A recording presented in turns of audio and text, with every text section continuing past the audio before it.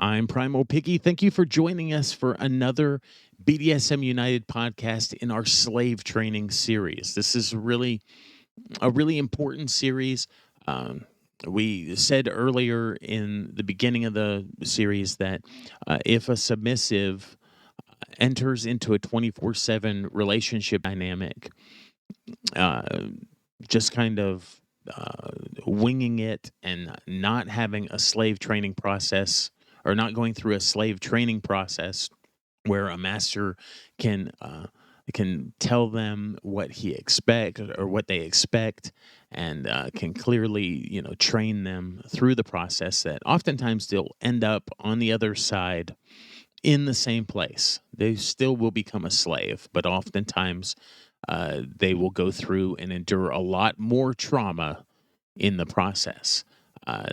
There is some trauma, of course, involved in every slave training process, because you're taking a submissive who has autonomy and you are turning them into a slave who is utterly and completely dependent and helpless to do anything other than obey the master. And there is some aspects of trauma that will be introduced, or at least some resistance and some a lot of behavioral change.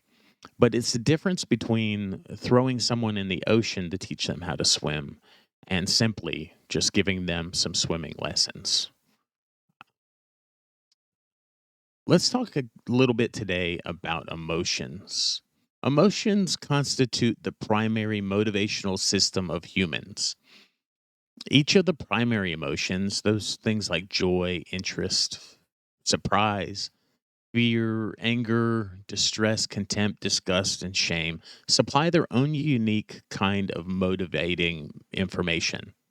Emotions are a significant part of everyone's inner lives. They range from primitive reflexes to independent thoughts to a complex cognitive assessment of a current situation. Thus, emotions determine if we're happy or unhappy, and they can be reflex actions based on past learning, or they could be well thought out.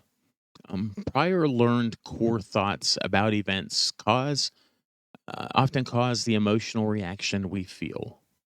What we think, what we perceive and value about an event causes the corresponding emotional response to it. Thus, we call that the think, feel, react. That's the process of emotions: think, feel, and react. Um, Humans first think, then they feel, and then they act. Normally, what we think about an event is based upon past experiences related to a like or a similar event. The thought is dividing into two parts before we apply an emotion to it. First, we perceive it, and then we value the information or evaluate the information. After that, we apply an emotion based on this perception and value. Therefore, deep roots from past life experiences as well as current events create the emotional reactions to slave training. It's more than just reacting to the current slave training process. Quite often, people who deny their emotions think that they're healthy and well adjusted, but they tend to have high blood pressure, high heart rates, so oftentimes an immune deficiency, and high incidences of cancers. Oftentimes, they have difficulty sleeping and lots of aches and pains. A slave may not be aware of the actual nature of their emotions, but they can still have an effect on its life and its training. Slave may have subconscious emotional reactions to slave training that are unaware to it. The major goal in emotional training is to align thoughts and emotions that will project a positive self image of the slavery and provide motivation for proper behavior. A side product of changing emotions is an emotional reaction to slave training. Emotional privacy really shouldn't be allowed. We've talked about this in a previous podcast. A slave's emotional reactions or moods can never be private from the master because it has no right of privacy related to its inner feelings. During training, it's often necessary that emotions be changed to reflect slavery. A slave should be asked often what it is feeling in order for it to become accustomed to revealing its feelings to the master. Often, knowing the slave's feelings is a huge aid in training. A feeling of helplessness and hiding emotions from its master is really necessary.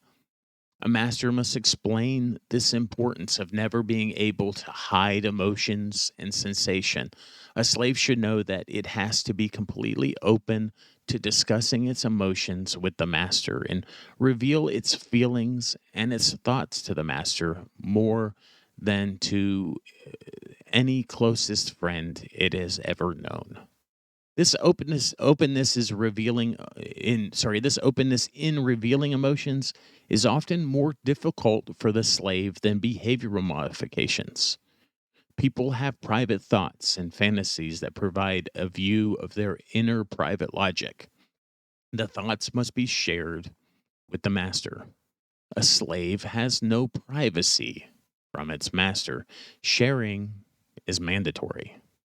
Sensations are what the body feels with the five senses: touch, taste, smell, sight, and hearing.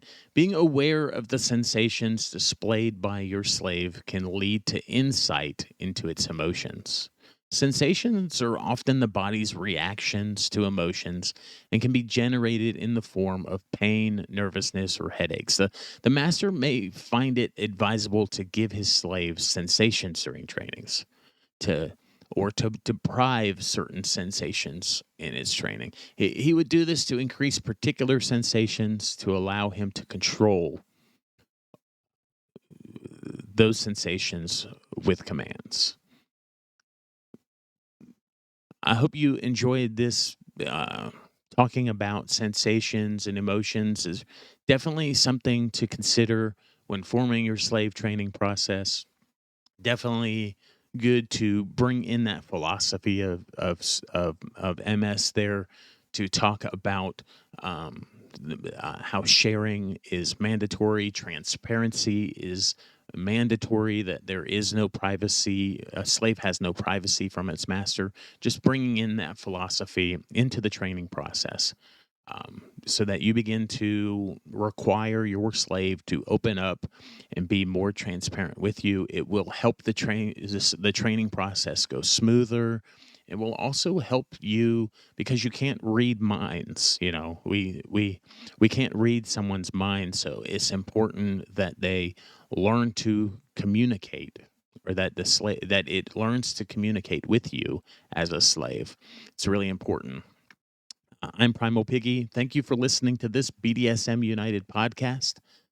There was a lot of meat in that in this podcast, so we wanted to give you a bite-sized morsel so you don't choke on it.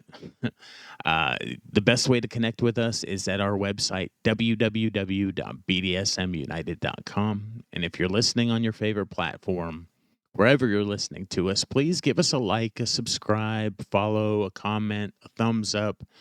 It really helps you connect with us, but it also helps other adults find these kinds of podcasts.